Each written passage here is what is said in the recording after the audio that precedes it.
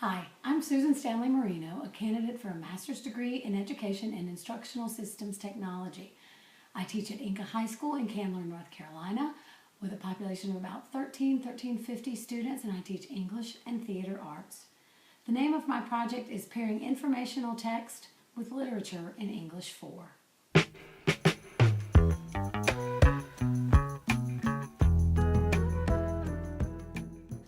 The goal of this project was to, in accordance with the Common Core changes, pair informational text with literature units that our school already uses. There's not much money for new materials, and with Common Core asking for an increase to 70% informational text, this seemed like a really great way to meet the standards, engage the students, help them become better readers, better reader citizens. So that was what I created. And whenever possible, I added technology and online activities to the unit.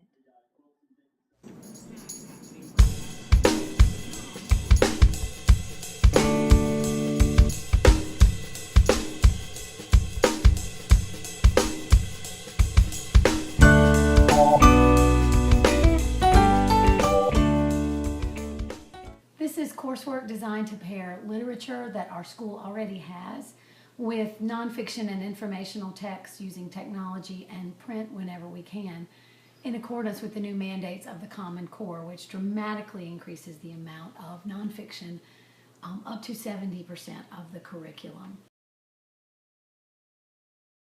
We are a low-income school, so I have tried to pair them in multi-genre units that will be thematically based.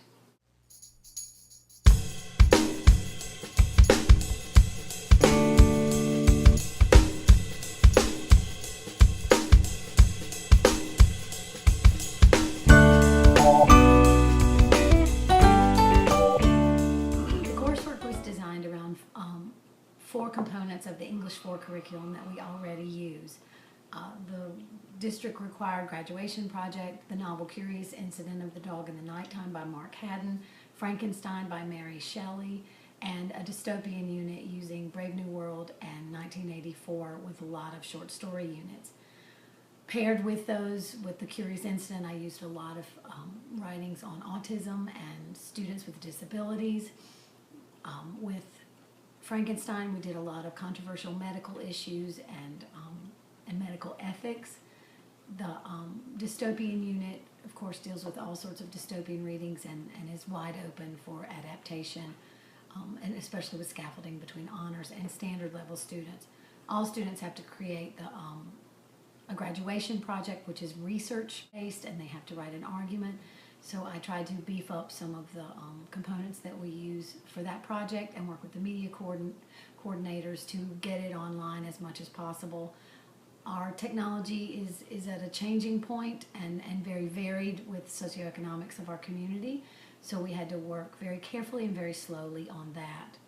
To start the project, I met with several of the English 4 teachers, and we did some reading surveys on how much students read, what they like to read, and their perceptions of reading.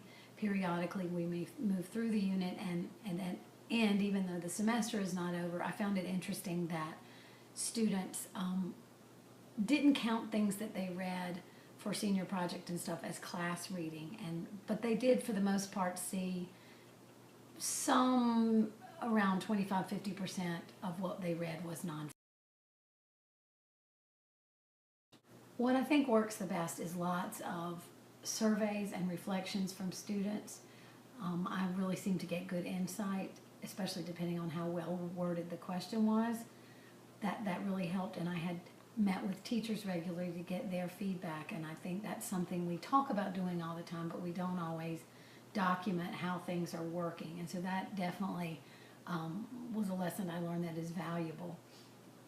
Along with that, though, I realized that you get a different answer depending on your explanations of the question with the kids and even timing of when the kids are asked the questions. I see why, with multiple choice tests, the same question can be worded in different ways.